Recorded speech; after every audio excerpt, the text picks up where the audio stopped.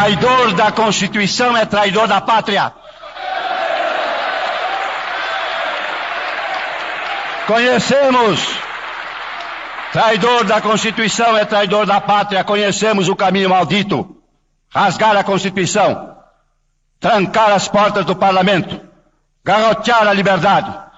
Mandar os patriotas para a cadeia, o exílio e o cemitério.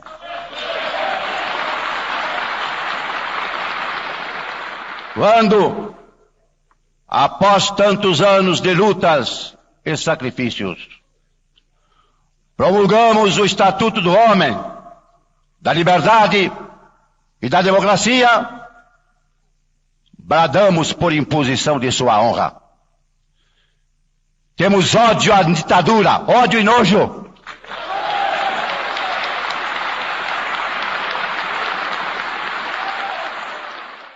O golpe militar empresarial civil que a partir de 64 levou a 21 anos de ditadura se concretizou no dia 1º de abril.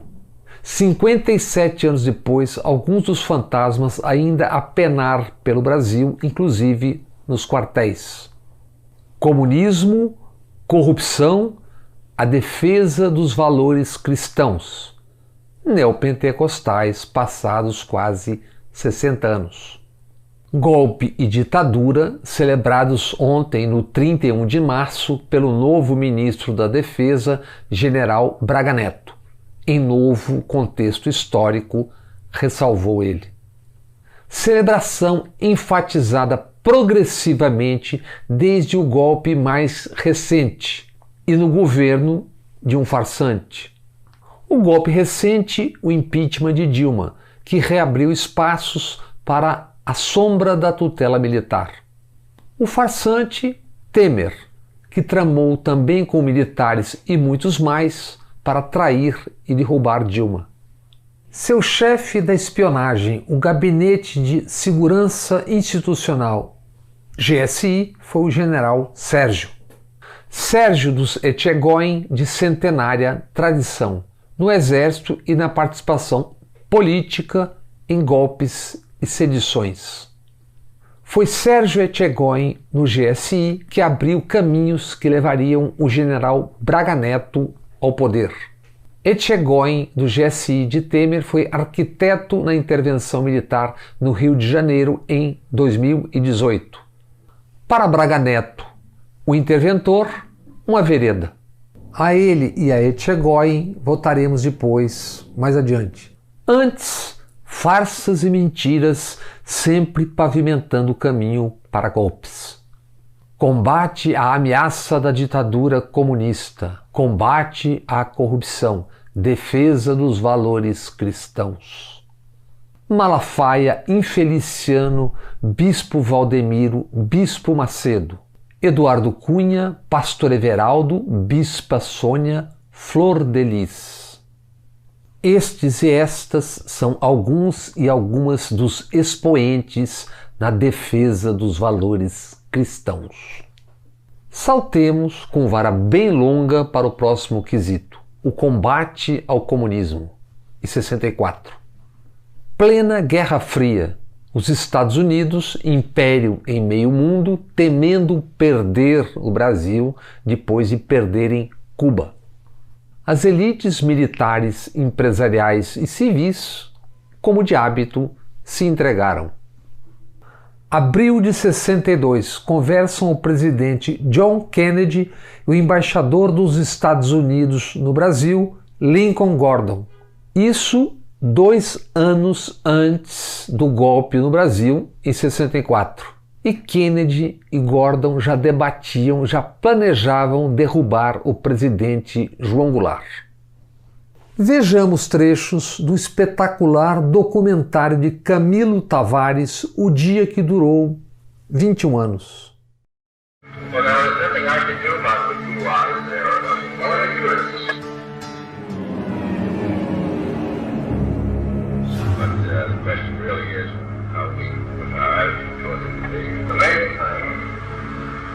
At the same time, to organize forces which work with the military to use reduce its power.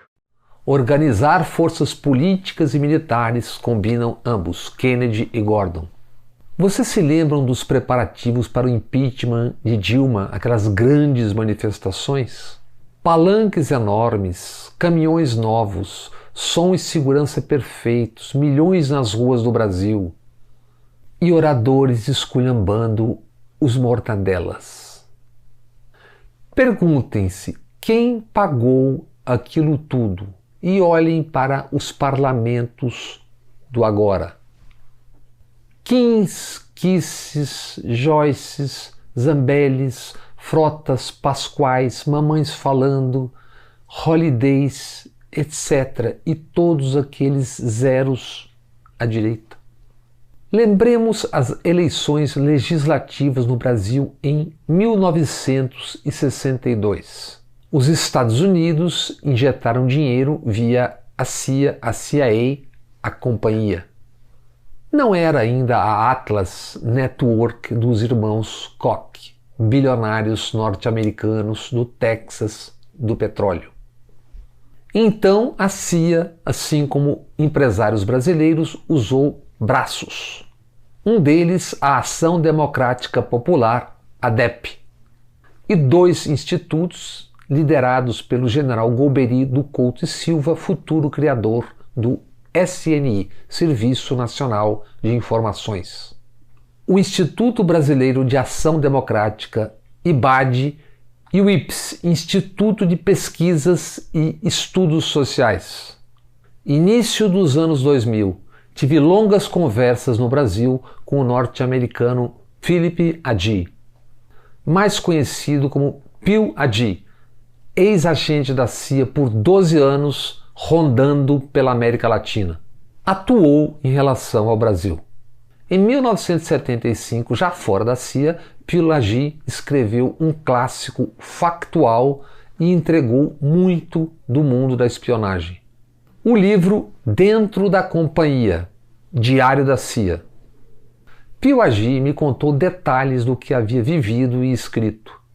Que os Estados Unidos despejaram 12 milhões de dólares nas eleições de 62, o que hoje seriam 105 milhões de dólares ou 591 milhões de reais. Dinheiro distribuído para candidatos a deputado e senador em 8 estados. Para 15 candidatos a senador, 250 candidatos a deputado federal e 600 candidatos a deputado estadual, Brasil afora. Numa CPI para apurar a ingerência dos norte-americanos, 5 de 9 integrantes tinham sido eleitos com o dinheiro do IBAD e ADEP. O First National Bank do Banco de Boston e o Royal Bank do Canadá se recusaram a revelar quem eram os financiadores e a CPI foi esvaziada. MBLs e outras siglas, institutos que trabalharam para derrubar Dilma para o impeachment, foram os IBADs e ADEPs de a pouco. Golpe de 64. Lyndon Johnson, já presidente dos Estados Unidos 2 anos depois de Kennedy, ordena apoio militar para derrubar João Goulart. Outros trechos do documentário. Hello? Mr. President, this is George Ball. Yes, George. We had a meeting this morning with Max Taylor, and we decided on the basis of the information that had come in this morning, to go ahead and start a naval task force out, but with no commitment. I think we ought to take every step that we can, be prepared to do everything that we need to do. I'd get right on top of it and stick my neck out a little. I would like to indicate that I'd like to fire McNamara to get some tankers ready for some POL supplies, things of that sort.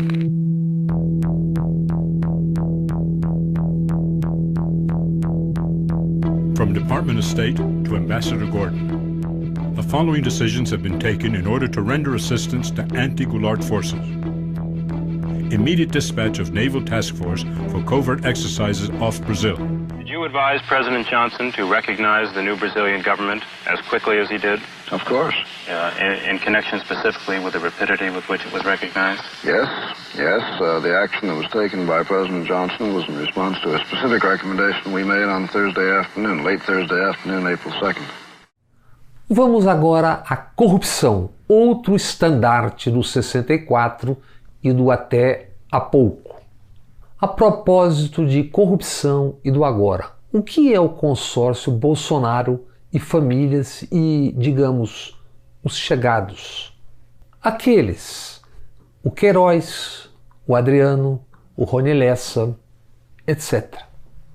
Ocioso nos alongarmos, temos tratado muito disso. Só não soube ainda quem não quer ou quem não tem como saber.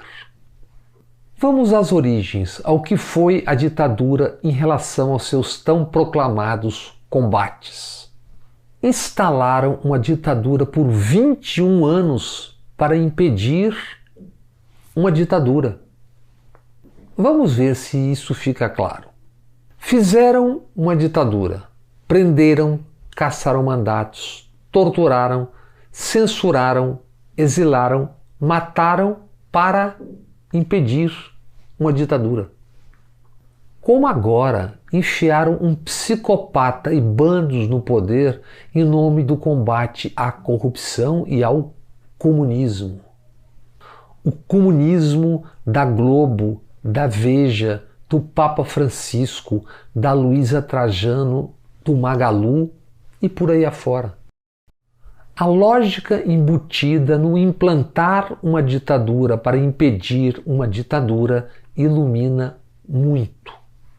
Pode explicar crentes na terra plana, Jesus como produto de compra e venda, bancadas do boi, da bala e da Bíblia. Explica Bolsonaro querendo tornar forças superiores, forças que são constitucionalmente forças auxiliares do Exército, as polícias militares. Essa lógica da ditadura para impedir uma ditadura não brotou do nada. Em 1889, a República nasceu de um golpe militar. Um ano antes, 1888, o fim, apenas formal, oficial, da escravidão. Os abolicionistas André Rebouças e Joaquim Nabuco eram favoráveis à distribuição de terras para ex-escravos. Portanto, o Brasil já discutia reforma agrária há 133 anos. Obviamente, um assinte, um absurdo. Fossem 29 anos a mais, 1917, poderiam protestar a plenos pulmões junto com o czar Nicolau II, gritando: comunistas. Ainda não dava, mas tiveram outra ideia. Ensina o historiador Luiz Felipe de Alencastro. A maior parte do movimento republicano fechou com os latifundiários para não mexer na propriedade rural. E assim, há 133 anos, a ideia da reforma agrária capotou, relata Alencastro. E junto a ideia de terras para ex-escravizados, embarcados da África para o Brasil em mais de 9.000 viagens de navio. Quem ensina é outro historiador, João José Reis. Quase 3.200.000 escravizados vieram para o Brasil e mais de 1 milhão morreram na travessia. Os que agora estão no poder há 3, 4 anos já ensinavam nos seus partidos sem escola. Não existiu escravidão. Escravizados teriam vindo da África para o Brasil por vontade própria, provavelmente a nado.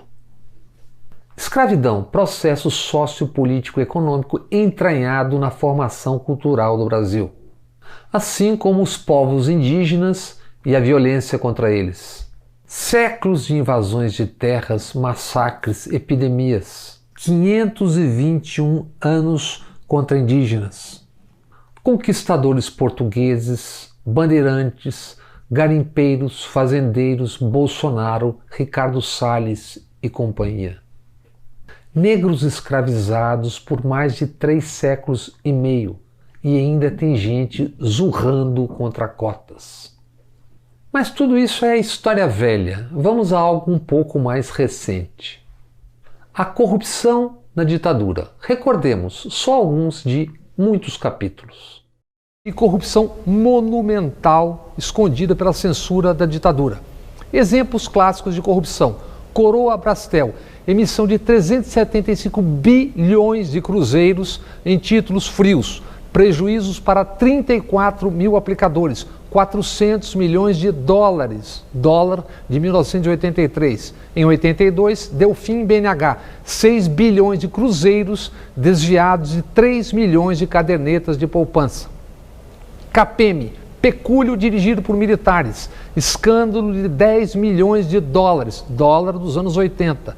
Envolvidos 2 coronéis Ari, um general e o Serviço Nacional de Informações, SNI. E assassinado o jornalista Alexandre von Baumgarten. Banco Alice na ditadura Médici, 1 bilhão e 200 milhões de dólares, dólar dos anos 70. Copersucar, 4 bilhões. Usinas nucleares Angra 1 e 2, com corrupção, denunciou a revista alemã Der Spiegel. Denúncias de suborno no governo Geisel envolveram ao menos 6 gigantes multinacionais. Transamazônica, 1971, torraram 1 bilhão de dólares. Rodovia de terra, 4 mil quilômetros, hoje quase intransitável. A ignorância é um problema gravíssimo. Somada à burrice astronômica, é desastre anunciado. Voltemos a ele. Sérgio Etchegoyen, o ex-chefe do GSI de Temer, deu entrevista a Malu Gaspar no Globo. Resumo: Bolsonaro a decepar comandantes militares não foi uma crise militar. E o principal, disse Etchegoyen: o exército vai se manter como esteve esse tempo todo, longe de qualquer papel político. E as forças armadas não vão para a rua para defender politicamente ninguém. À parte as ameaças do general Vilas Boas confessadas em livro ao Supremo Tribunal em 2018. Agosto de 2017, o mesmo general do GSI diz para futuros diplomatas no Instituto Rio Branco: estamos vivendo tempos extraordinários, precisamos de soluções extraordinárias. Não vamos tratar com aspirina nem com Tilenol. Vamos tratar com antibiótico com todos os efeitos colaterais. Estamos vivendo os efeitos colaterais, mais de 315 mil mortos. Etchegoyen, então, criticou teoricamente o politicamente correto, as cotas, os quilombos. E, claro, os governos Dilma e Lula, dizendo os governos com mais vocação assistencialista. O general recordou: bom mesmo era quando não existia o custo de discutir com o IBAMA, com o Ministério Público e se pôde fazer o Cristo Redentor, o bondinho, a ponte Rio-Niterói, a usina de Itaipu. Sem discussões, claro. Bolsonaro não diria e não faz diferente. Quanto à frase ao Globo, o exército longe de qualquer político, como sempre, visitemos a história dos próprios Etchegoyen. O avô do general Etchegoyen, tenente Alcides, foi dos que tentaram impedir a posse de Washington Luiz em 26 do século passado. Em agosto de 54, Alcides assinou um manifesto pela renúncia de Getúlio Vargas. Alcides, pai de Léo Etchegoyen, general e pai do hoje ministro Etchegoyen. Léo trabalhou pela derrubada do presidente João Goulart, foi secretário de Segurança do Rio Grande do Sul em 65 e assessor do ditador Médici. Em 2014, o hoje chefe do GSI, Etchegoyen, definiu a Comissão da Verdade como patética e leviana, em nome da família, em defesa da memória do pai. A comissão apontara Léo Etchegoyen, o pai, como responsável por violações de direitos humanos na ditadura. Ditadura, 13 de maio de 1978. Largo 2 de Julho, o Campo Grande, em Salvador. Ao lado do economista Rômulo Almeida, de Tancredo Neves, Ulisses Guimarães está se dirigindo à sede do MDB num sobrado no Campo Grande. Acompanho a cena ao lado de Luciano Andrade, grande amigo, extraordinário fotógrafo, fotojornalista falecido há 10 dias. Cães latindo, buscando escapar das coleiras. Soldados tentando barrar Ulisses Guimarães, que dedo em riste avança e exige: respeitem o líder da oposição. 1 hora depois, na sacada do sobrado, Ulisses discursa, os cães indóceis a latir. Ulisses se dirige aos soldados e diz: soldados da minha pátria. Enquanto ouvíamos as vozes livres que aqui se pronunciaram, ouvíamos o ladrar dos cães lá fora. O ladrar, essa manifestação zoológica, é do arbítrio, do autoritarismo que haveremos de vencer. Saibam que baioneta não é voto e cachorro não é urna.